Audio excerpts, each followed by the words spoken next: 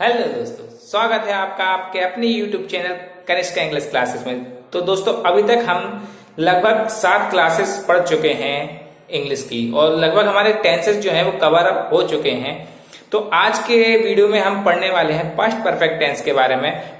पर उसके पहले हम थोड़ा सा रिवाइज कर लेते हैं हमारे प्रीवियस क्लास के बारे में। प्रीवियस क्लास में हमने पढ़ा था प्रेजेंट परफेक्ट टेंस के बारे में, जिसके जो सेंटेंसेस हैं उसके वाक्यों के अंत में चुका है, चुकी है, इस टाइप के वर्ड्स आते हैं। जैसे वह पढ़ चुका है, सो ही हैज स्टडीड, है ना।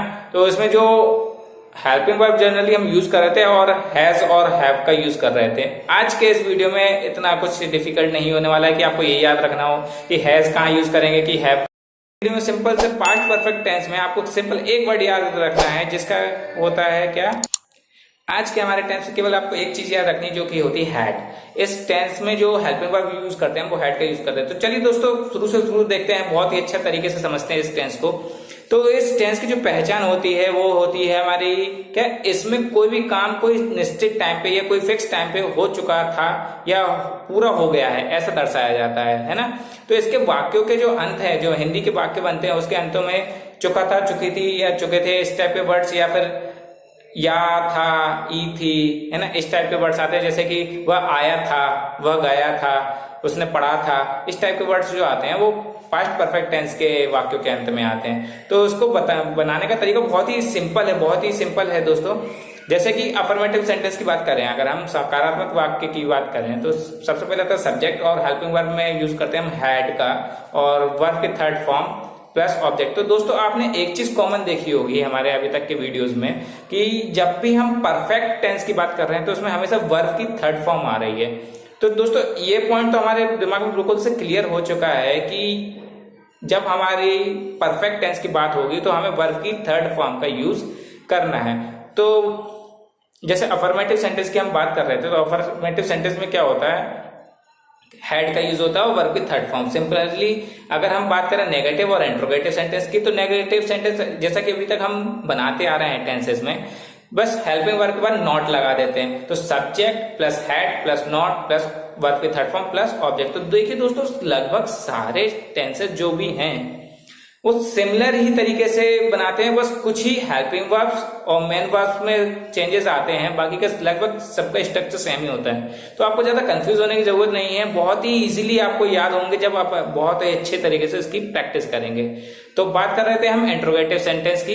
तो इंट्रोगेटिव या प्रश्नवाचक वाक्य जो होते हैं उसमें क्या होता है कि हिंदी के सेंटेंस की बात करें तो उसमें एक क्वेश्चन करते हैं हम, क्या वह यह आया था, क्या वह गया था। तो इस टाइप के जो सेंटेंसेस बनेंगे वो इंट्रोगेटिव सेंटेंस के अंतर्गत आते हैं। उसको में क्या करते हैं, हम सब्जेक्ट के पहले हेल्पिंग वर्ब को लगा देते हैं। मींस इस टेंस में क्या होगा, सब्जेक्ट के पहले हम हैड को लगा देंगे, तो had plus subject plus verb की थर्ड फॉर्म प्लस जो है हमारा स्ट्रक्चर बन जाएगा।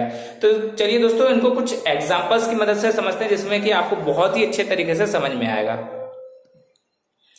एग्जाम्पल देखें कि वह आया था, है ना, सो ही हैड कम। जैसा कि दोस्तों हम लोग जानते ही हैं कि कम की जो थर्ड फॉर्म होती है वो कम ही होती है, जो सेकंड फॉर्म होती है वो कैम होती है। तो सिंपल सा डिफरेंस आया था तो he had come. Negative sentence में क्या हो जाएगा, वह नहीं आया था तो ही हैड नॉट कम। और इंट्रोगेटिव, क्या वह आया था, तो हैड ही कम। तो देखिए दोस्तों, कितना इजी है। और हम कोई भी सेंटेंस बोलने से पहले सोचते हैं कि हम यार इसको बोलें तो बोलें कैसे। तो देखिए दोस्तों, इजी बहुत है इंग्लिश बोलना, बस एक आपका इनिशिएटिव है कि आप उसको बोल सकते हैं। एक बार आपके माइंड में ये बैठ गया कि हाँ आप इंग्लिश बोल सकते हैं, तो आप डेफिनेटली बोल पाएंगे। जैसा कि मैं स्टार्टिंग की फर्स्ट क्लास से बोलते आ रहा हूँ, है ना। सम मोर एग्जांपल्स लेते हैं हम इसके बारे में। तो दोस्तों, जैसे कि मैंने उसे सुबह 10 बजे फोन किया था, तो जैसे दोस्तों मैंने बताया था कि इसमें कोई निश्चित समय की बात की जाती है ना। तो यहाँ पे क्या है, निश्चित समय क्या था, 10 बजे, है ना। तो क्या होगा ये, I had call him at 10 in the morning।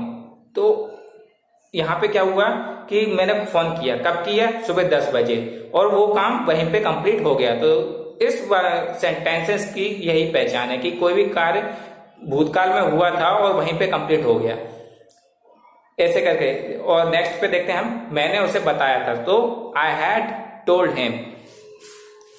हम वहां एक बार गए थे, तो we had gone there once. हमने उन्हें आमंत्रण दिया था, वी हैड इनवाइटेड देम। तो दोस्तों देखिए कितने इजीली तरीके से, बहुत ही आसान तरीके से हमने सेंटेंस को आई थिंक समझ लिया है। बहुत अच्छे आसान तरीके से हम इन टेंसेस को बना पाएंगे। तो आई होप आपको ये वीडियोस पसंद आ रहे होंगे, और पसंद आ रहे हैं तो दोस्तों like share and comment and please please please subscribe जरूर करें। Thank you so much video को देखने के लिए, and see you in next video with some new content. Thank you so much, take care.